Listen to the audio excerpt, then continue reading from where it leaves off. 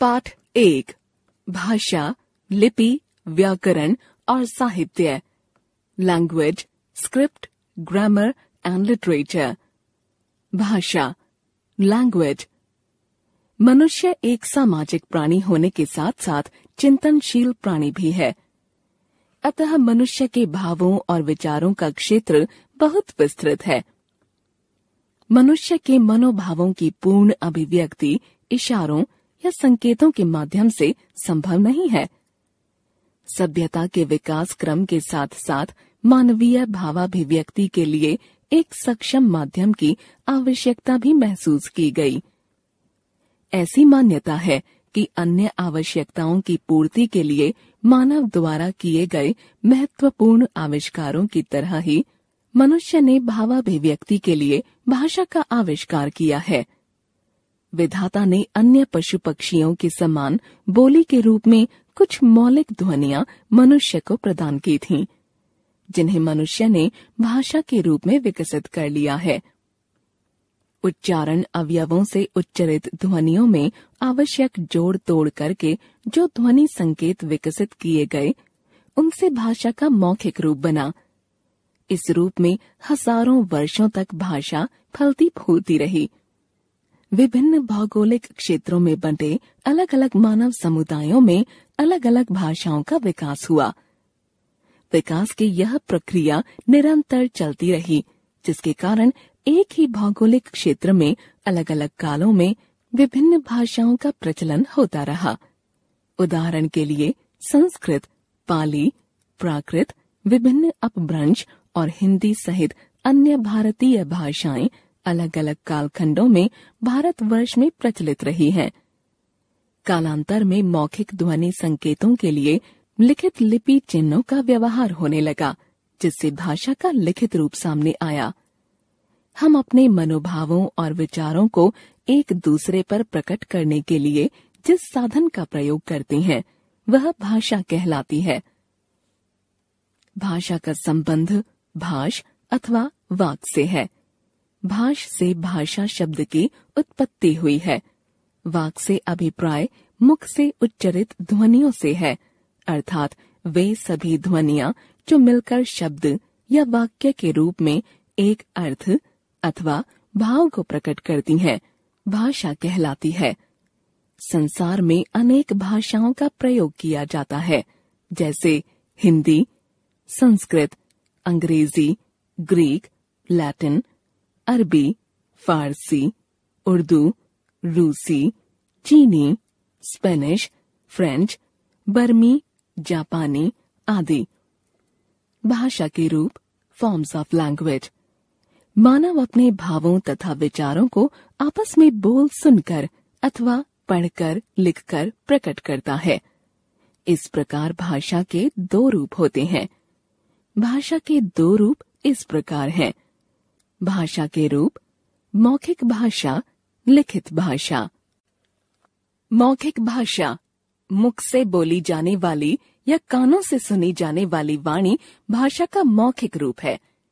इसमें मुख से उच्चरित ध्वनियों को बोला और सुना जाता है। यह भाषा का ध्वनि रूप होता है, जैसे दो बच्चे फोन पर बात करते हैं। विद्यार्थी कक्षा में पाठ सुनते हैं। विद्यार्थी कक्षा में पाठ सुनाते हैं। दो विद्यार्थी परस्पर बातचीत करते हैं। उपर्युक्त सभी उदाहरण मौखिक भाषा के हैं। मौखिक भाषा भाषा का मूल रूप है। भाषा का वह रूप जिसमें एक व्यक्ति बोलकर विचार प्रकट करता है और दूसरा व्यक्ति उसे सुनकर समझता है, मौखिक भाषा कहलाती है। लिखित भाषा। भाषा का लिखित रूप भाषा का लिपि रूप होता है। इसमें व्यक्ति मुख से बोली गई ध्वनियों के प्रतीक चिन्हों, लिपि चिन्हों द्वारा अपने विचार लिखकर प्रकट करता है और दूसरों के द्वारा व्यक्त विचारों को पढ़ता है। भाषा का लिखित रूप उसे स्थायित्व प्रदान करता है। पुस्तक, पत्र, समाचार पत्र आदि में लिखित भाषा होती है, जैसे रागिनी के पिताजी अखबार पढ़ रहे हैं, सरिता निबंध लिख रही है, पारस अपनी पुस्तक पढ़ रहा है। प्रियंका अपना गृह कार्य कर रही है। उपर्युक्त सभी उदाहरण लिखित भाषा के हैं। भाषा का वह रूप जिसमें एक व्यक्ति अपने विचार या मन के भाव लिखकर प्रकट करता है और दूसरा व्यक्ति पढ़कर उसकी बात समझता है, लिखित भाषा कहलाती है। राष्ट्रभाषा, नेशनल लैंग्वेज, वह भाषा जो देश की अधिकांश आबादी द्वारा प्रयोग में लाई जाती है, राष्ट्रभाषा कहलाती है। सभी देशों की अपनी अपनी राष्ट्रभाषा होती है, जैसे अमेरिका अंग्रेजी, चीन चीनी, जापान जापानी, फ्रांस फ्रेंच, रूस रूसी आदि। भारत की राष्ट्रभाषा हिंदी है। यहाँ 18 करोड़ से भी अधिक लोग हिंदी भाषा का प्रयोग करते हैं। जिस प्रकार राष्ट्रध्वज किसी राष्ट्र की पहचान होता है, उसी प्रकार राष्ट्रभाषा भी राष्ट्र की पहचान होती है। हिंदी भाषा का विपुल साहित्य इसकी समृद्धि का प्रमाण है। भारत में उत्तर से दक्षिण तक, पूरब से पश्चिम तक हिंदी का बोलबाला है। हिंदी के साथ ही विभिन्न प्रांतों में अनेक प्रांतीय भाषाएं भी बोली जाती हैं। भारतीय संविधान में 22 भाषाओं को मान्यता प्रदान की गई है। इन भाषाओं का अपना समृद्ध साहित्य है। कुछ प्रमुख प्रांतों की भाषाएं और लिपियां नीचे दी जा रही हैं। प्रांत, भाषा, लिपि।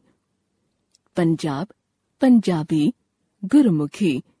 पश्चिम बंगाल बांग्ला, बांग्ला। उड़ीसा उड़िया, उड़िया। असम असमिया, असमिया।